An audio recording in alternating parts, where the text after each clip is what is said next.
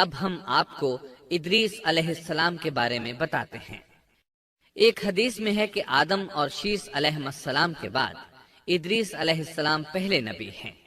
ایک دوسری حدیث میں ہے کہ ادریس علیہ السلام پہلے نبی ہیں جنہوں نے قلم کے ذریعے لکھا اور لوگوں کو کتابت سکھائی۔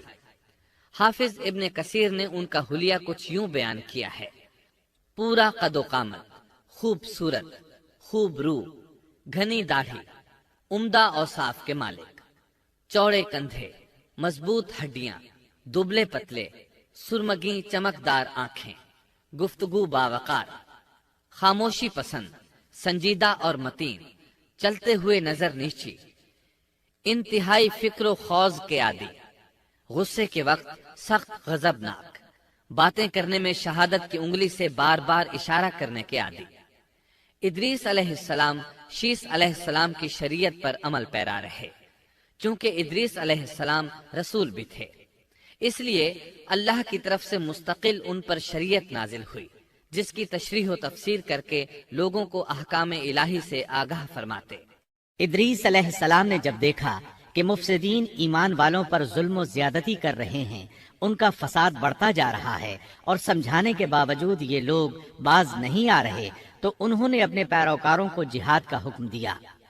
ادریس علیہ السلام پہلے شخص ہیں جنہوں نے اللہ کے راستے میں جہاد کیا، غنیمتیں حاصل کی اور دشمنوں کو قیدی بنایا، لیکن غنیمتیں اور قیدی ان کے لیے حلال نہیں تھے۔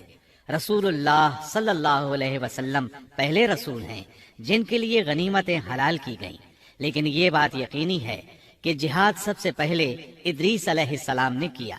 انہوں نے جہاد کے لیے سب سے پہلے ایک لشکر تیار کیا، پھر اس لشکر کو 2 حصوں میں تقسیم کیا۔ ایک حصہ پیادوں پر مشتمل تھا، دوسرا سواروں پر۔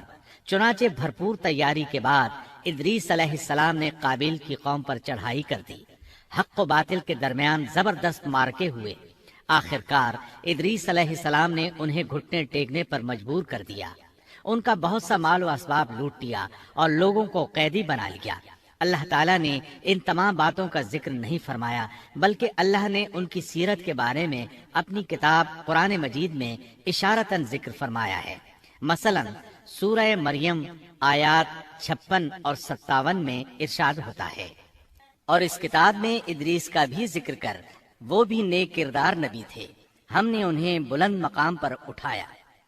ان کے بلند مرتبے کے بارے میں بخاری اور مسلم میں حدیث موجود ہے کہ نبی کریم صلی اللہ علیہ وسلم نے فرمایا: میں نے معراج کی رات 4تھے آسمان پر ادریس علیہ السلام سے ملاقات کی، وہ 4تھے آسمان پر بلند مقام پر فائز تھے۔ ابن جریر نے ایک روایت بیان کی ہے، وہ روایت اس بات کی وضاحت کرتی ہے کہ اللہ تعالیٰ کے ارشاد سے کیا مراد ہے، اس کا کیا مفہوم ہے۔ ابن جریر کے علاوہ دیگر بڑے بڑے مفسرین اور مورخین نے بھی اس روایت کو ذکر کیا ہے، لیکن اس کی کوئی صحیح سند نہیں مل سکی۔ وہ روایت یہ ہے: ابن ابی حاتم وغیرہ نے اس روایت کو ہلال بن یسار سے بیان کیا ہے۔ وہ کہتے ہیں میری موجودگی میں ابن عباس رضی اللہ عنہما نے کعب رحمت اللہ علیہ سے پوچھا: کعب، ادریس علیہ السلام کے متعلق اللہ تعالیٰ کے اس قول ہم نے انہیں بلند مقام پر اٹھا لیا کا کیا مطلب ہے؟ تو کعب رحمت اللہ علیہ نے جواب دیا: اللہ تعالیٰ نے ادریس علیہ السلام پر ایک مرتبہ یہ وحی نازل فرمائی: اے ادریس، تمام اہل دنیا جس قدر روزانہ نیک عمل کریں گے ان سب کے برابر میں تجھے ہر دن اجر دوں گا۔ ادریس علیہ السلام نے یہ سنا تو انہیں خواہش محسوس ہوئی کہ میرے اعمال میں روز افزوں اضافہ ہو، اس لیے عمر کا حصہ طویل ہو جائے تو اچھا ہے۔ انہوں نے وحی الہی اور اپنے اس خیال کو ایک رفیق فرشتے پر ظاہر کر کے کہا: اس معاملے میں موت کے فرشتے سے گفتگو کرو تاکہ میں نیک اعمال کا زیادہ سے زیادہ وقت حاصل کر سکوں۔ اس فرشتے نے جب یہ سنا تو ادریس علیہ السلام کو اپنے بازوؤں پر بٹھا کر لے اڑا۔ جب یہ 4تھے آسمان سے گزر رہے تھے تو موت کا فرشتہ زمین پر آنے کے لیے اتر رہا تھا، وہیں دونوں کی ملاقات ہو گئی۔